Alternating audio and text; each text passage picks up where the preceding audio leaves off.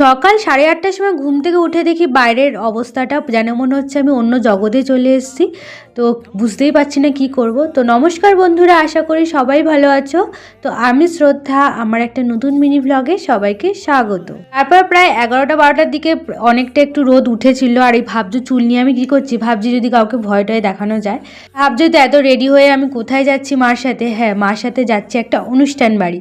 তো বলতে পারো যে আমার বন্ধু হয় বা আমার আত্মীয়, 7 বাড়ি অনুষ্ঠানে যাচ্ছি। আর এতটাই ঠান্ডা লেগেছে যে কি বলবো, মানে অবস্থা খারাপ এদিকে।